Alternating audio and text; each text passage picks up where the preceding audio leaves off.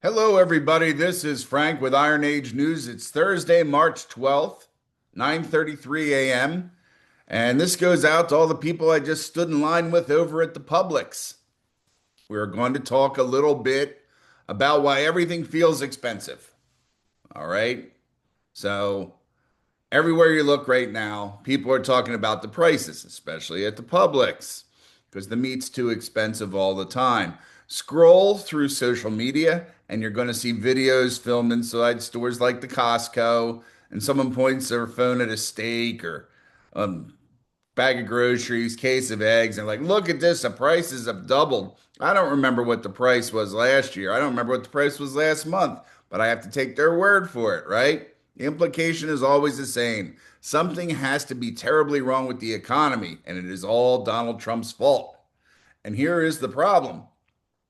Those videos almost never show what the price actually was a year ago, and they rarely explain the real forces that determine what we pay at the checkout line. Because when prices rise, people tend to blame one thing. No, it's not Trump, it's inflation. In reality, there are usually three different forces at work: inflation itself, what we call corporate pricing power, and commodity speculation. And if you want to understand why your grocery bill or your gas tank costs more today than it did last year, you have to separate those three ideas. So we're just going to go through that so you will now be the smartest person in the supermarket or gas line by watching this video. And like and subscribe here at YouTube, Rumble, or BitChute. So we'll start with inflation. Inflation is not just prices going up, okay? Economists use the word to describe something very specific, which is a decline in the purchasing power of money. Doesn't sound like it would mean that, but that's what it means. In other words, your dollar buys less than it used to. Inflation usually happens when the supply of money in an economy grows faster than the production of goods and services. We got more money chasing the same amount of stuff. When that happens, prices rise above, across the board. All right. Not just your groceries, not just your eggs or your gas, but housing, cars, insurance, wages, etc. That's why economists measure inflation with large baskets of goods using indicators like the Consumer Price Index, the CPI. If you ever heard that, that's what it is for. If nearly everything in the economy rises together, you're looking at inflation. But when only a few things become expensive, something else must be going on or may be going on. Real quick sidebar, if you remember when we complained about eggs theoretically a little while ago, and if you had followed somebody like S2 Underground before he became crazy, or some of the other ones, you'll realize that there was a lot of industrial, agricultural, arson, and vandalism that had occurred, which brought that about, which allowed the news to then say there was an inflationary cycle, which there wasn't. So let's just put that one out there so you can think about it. You can do the research if you don't believe me. Okay, so let's go back to the viral video stuff that are filmed in the Costco's and such, right? A steak looks expensive today compared with what someone remembers paying last year, but that price tag reflects a lot more than just inflation. Food prices are built from an entire supply chain. The cost of producing a steak includes the cattle itself, the cattle feed, the fertilizer, diesel fuel for transportation, wages in the meat processing plant, refrigeration, packaging, and the retailer's costs. All these things go into the price of your steak. That doesn't mean that the dollar has collapsed. Sometimes it simply means the supply chain has become more expensive. And sometimes retailers simply raise prices because demand allows them to. They'll never think that they get to be billionaires by not getting it over on the people, right? Another factor people often mistake or miss is market power. Companies raise prices simply because they can sometimes, just because they can. And what you see in that price mind right now in some of the major stores like the Publix, you'll see things that are on sale. Now, in the old days, depending on how you want to date yourself, you had a dented can section, was what it was called. That was packaging that had damaged, so it didn't look pleasing anymore. They wouldn't charge you full price. Now, when shit comes in damaged, it's on sale. Figure that out. And yes, that is true most times. Look at the stuff that's on sale. We had that in our area with bacon. It was really, I guess it didn't go through the blade correctly. So you got buy one, get one because it was damaged product. That's how things work now. Everyone's doing you a favor, all right? And that's what you miss in this market power issue is the company says, there's probably some slack in there on something. Let's raise the price and see if we get bunch of pushback. If we don't get pushback, we'll leave it at that price. So if the demand is strong and competition is limited, businesses are going to do that to expand their profit margins. Food stores especially work on a narrow profit margin, very narrow, believe it or not. So you'll also see this. Airlines do it during peak travel season. That's why some people, like myself, would want to go travel in the off season because it can be considerably cheaper to do so. Concert promoters do it when whoever is the big Taylor, whatever, Taylor Swift, and that idiot's in town, right? They will charge you 50 times more than they would charge at the same venue for someone less popular. Pharmaceutical companies, we're not even going to get into that whole discussion. They do that with certain pills all the time. So consumers experience those increases at higher prices, but they are not necessarily the result of inflation. They're the result of market dynamics and pricing strategy. They don't use the word greed anymore. We use market dynamics and pricing strategy. So now the important one, which everybody is on about because of the war, is gasoline. So this is the very most important one that we always talk about, and very few people. The news, of course, never tells you what really is going on because nobody there seems to have gone to anybody's school. So every time tensions flare in the Middle East, just like there is now with the Iranian issue, Americans expect gas prices to surge. And that is a simple assumption. War threatens oil supply, which drives prices higher. Sometimes that's true, but very often prices rise even when no oil supply has actually disappeared. What I'd like you all to do when you have a chance, if you poo poo all this, is get a map out and then get a ruler or whatever you have to do to see how far away the oil is from the United States. And then figure out how the day you start a war, the cost of your gasoline at your gas station costs that much more money. And then we'll explain why that goes on. It's because the price of oil isn't determined solely by how many barrels are produced. It is shaped by financial markets. And that brings us to one of the most misunderstood parts of modern economy and part of an issue that I'm not thrilled with that still exists.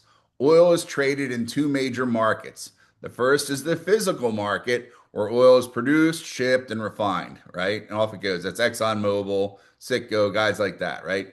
The second is the futures market. In the futures market, traders buy and sell contracts representing oil that will be delivered months in the future, which is that gasoline that's in a tanker in the Gulf of Hormuz, right? Originally, these markets existed to help producers and consumers manage risk. Airlines, for example, might buy futures contracts to lock in fuel prices. But over the last 2 decades, the futures market has become heavily dominated by financial investors, the evil hedge funds, the evil banks, the evil pension funds, and algorithmic trading firms. Most of these traders never intend to take delivery of the oil. And that was what I said bothered me was you're in a market where you are not trading fairly. I never was going to take that oil. I never was going to take that coal. I never was going to take that frozen concentrated orange juice. I was never going to do that, but I will manipulate a market to make money, knowing that at the end of the day, I will never take responsibility for any of that product. I find that to be wrong. A lot of people find it to be wrong, but it's so lucrative, it's very hard to kill. So these people are simply buying and selling contracts for profit. This process is sometimes called the financialization of commodities. the commodities exchanges that are out there. And it means oil prices are often influenced as much by financial expectations as by actual supply. So, once more, in the case of the oil, which we're going to continue the story on the oil, when you heard that Lloyd's of London would no longer insure shipping going through the Gulf of Hormuz, and then Lloyd's of London went to their secondary insurers, these are all English or British, by the way, who handle all this. And they themselves said, well, we won't cover it either because the Americans sank that ship in Sri Lanka, which is the most bullshit excuse you've ever used as an insurer. Basically, the English were making a power play and are still trying to make a power play against the United States to back off of Iran. The United States went into this war with the Israelis and now have the Arabs. The English are no longer wanted. They're like, well, we'll send an aircraft carrier. I don't know if you watch that. And the president said, you can take your aircraft carrier and stick it up your ass because you can't even get it to run. You want to sell short on a community, UK. The United Kingdom could not even get an aircraft carrier up to steam with its task force in order to come out here like the French. If the French can do it, anybody can do it. Okay? So that tells you how effed up the English are. But yet they would screw with the world's financial situation because they knew that those prices would translate over to the United States and would be another attack against the Trump administration.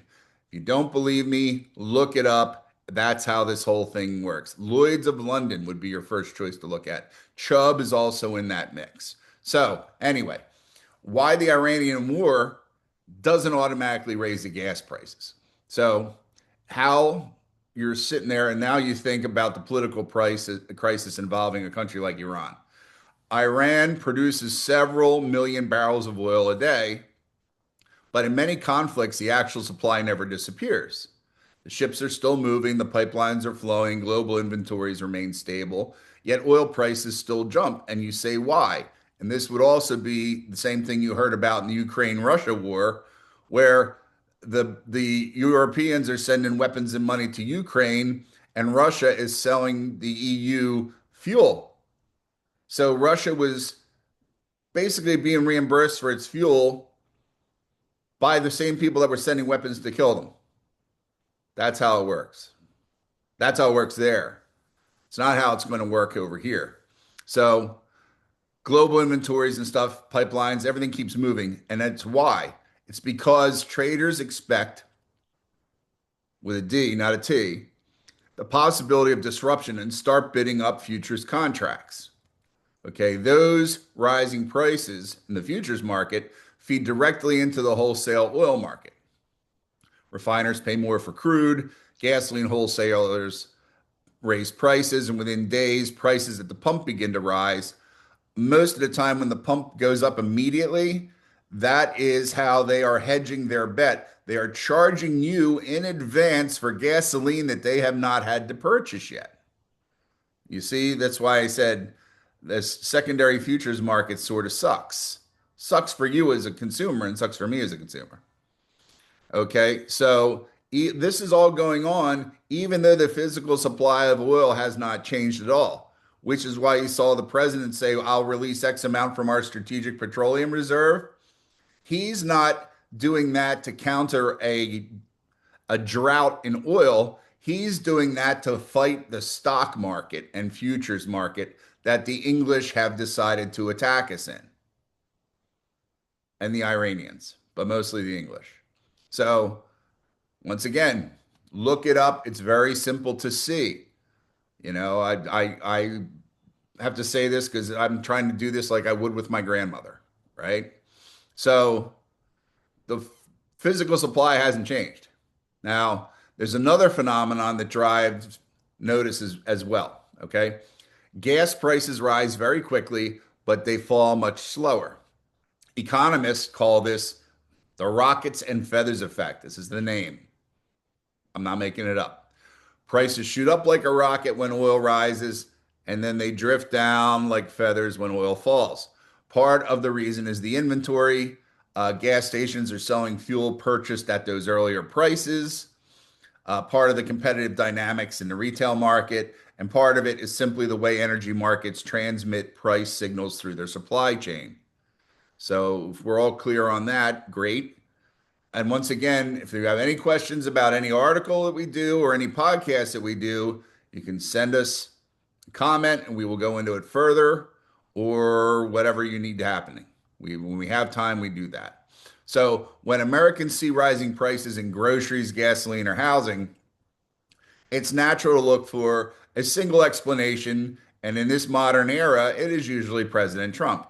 But in reality, the modern economy is influenced by multiple overlapping forces. So you can still blame Trump, but there's also going to be some other issues involved. And inflation cannot, no, sorry. Inflation can reduce the value of money. Supply chains can raise production costs. Corporations can expand profit margins. And global financial markets can move commodity prices before any physical shortage appears. All these factors combine to produce the prices that you see today. So the next time you see a viral video telling you the price of this or that or the other thing, and they're out to expose the company, blah, blah, blah, remember the real story is always more complicated than the headline suggests. Prices don't rise from one reason. They rise because modern markets are an intricate machine and part production, part finance, part global politics. And understanding that machine is the first step toward understanding the economy that we live in, and a first step in not being victimized by an incredibly hostile and propagandist news media. So, with that, that's where we stand. We wish everybody the best of luck. It's Thursday, 9:50. Wow. So, any questions, comments? We are on YouTube, Rumble, and BitChute. Printed versions, and usually with more detail, are available at Substack and www.southfloridaconservative.com. I would go to southfloridaconservative.com before I went to Substack because the longer versions are there. All right. So that's all I have for you today, or at least for now. Have a good day, and we will talk to you later on. Goodbye.